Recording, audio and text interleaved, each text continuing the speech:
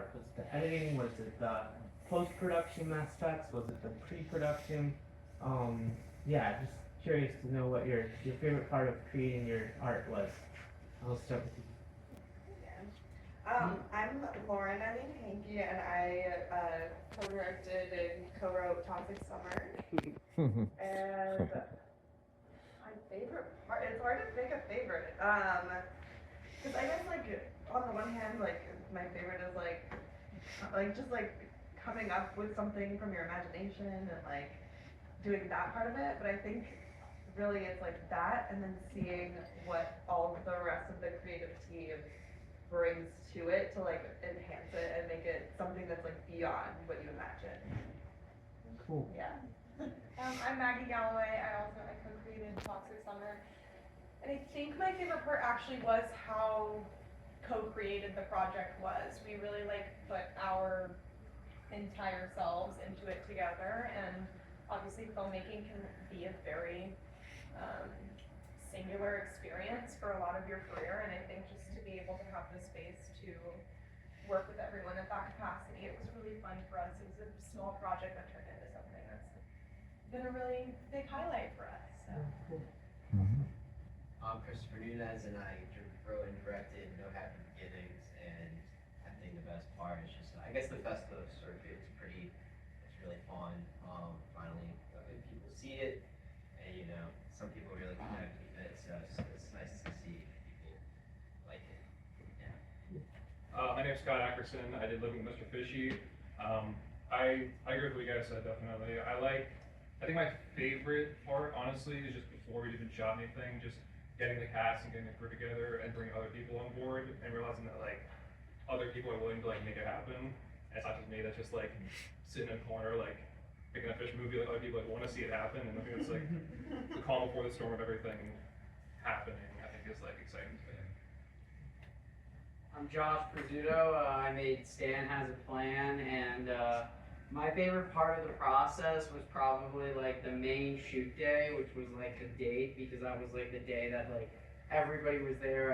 I had all three actors. I had the mom and the kid, and we were like fighting a rainstorm it was gonna like rain down on us for 1 hour. So we were like trying to like shoot everything we could before the storm, and then like a little bit after, because it was one of those Florida showers. And like the rain came, and the kid kept on wanting to run in the rain. I was like, you can't run in the rain because then you're gonna be wet, and everyone's gonna be like, why is there a wet kid in this film? But I also, another thing I love is just watching everybody react to different crowds have laughed at different parts, or just seeing a different reaction from different folk is awesome.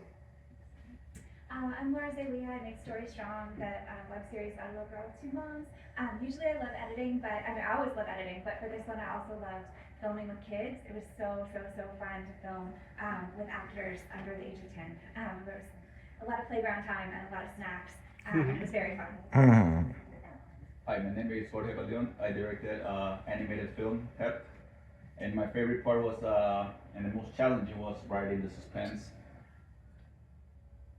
Yeah. Awesome. Great. I'll open up the floor for questions. Go ahead. First of all, bless your heart for loving editing. I have a question for the two that created Toxic Summer. First thing comes to mind, trauma films like The Toxic Avenger or Class of Nuke Pine, and similar films to that, where nudity and gore is such an important part of it. I was wondering, had you considered having nudity and gore, but then were the actors not comfortable with that, or was that something that you just didn't want to go down in that kind of film?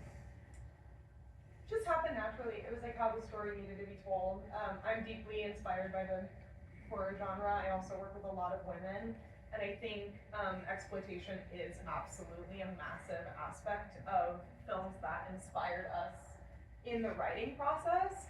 But I feel like in general, the girl that did SFX had never done them before, and we filmed in Springfield, Missouri with a bunch of people who don't have access to the things that we have access to being in LA and New York, and I think it just happened naturally, and then of course it's a 13-minute runtime, so I think we were much more compelled by scene work and dialogue than we were kind of shock factor in that instance. I don't know. Yeah, I guess I'm trying to remember if we had ever considered like nudity and like maybe Originally, I think the one for the lake was supposed to be, wasn't it? Yeah, I I think think so. skinny Yeah. dipping, I guess. Skinny Yeah, dipping, yeah. But like I think kind of similar to what you said. It was like we didn't necessarily feel like we needed it. Yeah. Needed it, and I feel like we're able to tell the story without. But yeah, as far as your question Maybe goes, intimacy, yeah, because we Yeah. didn't have, it was very Right. low budget, so we wanted to be very safe and, Yeah. I'd say if anything gore, like just practicality, like, my character Trish, like had a lighter in the original and she like lit the place up, and obviously with $1,300 that wasn't gonna happen. Yeah, maybe that, but yeah. Thank you. Thank you. Any other questions? Can I ask a question? Sure. I have a question about like shorts versus features, because it was so fun to see so many short projects together. So I'm just wondering about like runtime, and do you feel like your projects are the perfect length, or do you wish they were longer, do you wish they were shorter? And for Story Strong, it's episodic, so I like thinking about a little piece, and then also it gets to have a larger arc if you watch all the episodes. But I love watching all the shorts together, so thanks for letting me ask a question. I definitely wish mine was shorter. I was just sitting there and I was like, oh, it's still going. But no, thanks for asking. What about you? I like the length of it. I think I would also I love really short stuff. Like I'd love to have the humor in something really impactful and short, but also again episodic, so I can expand. We created ours based off of a specific competition as well. It was kind of like I said, we were located here in LA, and I lived in LA for a long time and just felt like nothing ever actually happened.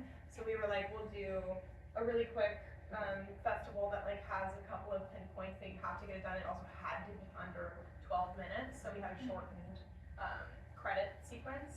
But I think in making Toxic Summer, we like in our circuit, we've really enjoyed speaking to people that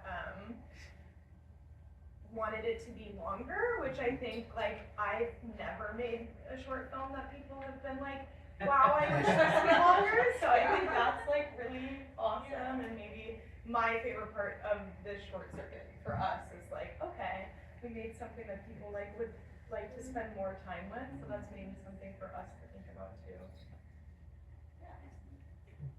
Awesome. One question. One more question? Anybody? Yeah.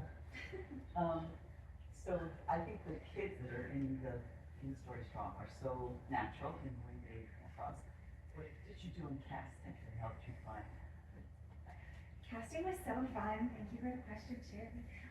So casting was really fun, and for the Story Strong character, there were 3 kind of amazing finalists, but Priya Sahoda is amazing. I'm so in awe of her. And then just sort of imagining how people would play off each other and work together, and doing rehearsals on Zoom, what do you call it, callbacks on Zoom to kind of see people's energy, but also during filming, again, having the playground, having the snacks.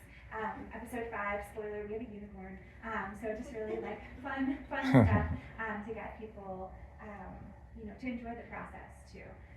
And yeah, that's not about casting per se, but just about the energy of kids and getting people together and getting the right vibe for the project. How'd you cast the unicorn? Actually, that's a great question. It's the unicorn came from Fletcher Street Urban Writing Club, an actual horse, but with a unicorn horn by an artist, an Etsy. Yeah, no, I'm serious. There really is a unicorn. Yeah, it's actually a Pegasus unicorn. Has wings too. Oh my God. Yeah, episode 5, y'all. Episode 5. That's awesome. We're on YouTube. So, yeah. Well, that's great. Round of applause for everybody. I'll invite everyone to go back to the bar where you can maintain the temperature and it's cool, and get to hang out and talk if you want until our next block starts. So thank you so much. Thank you.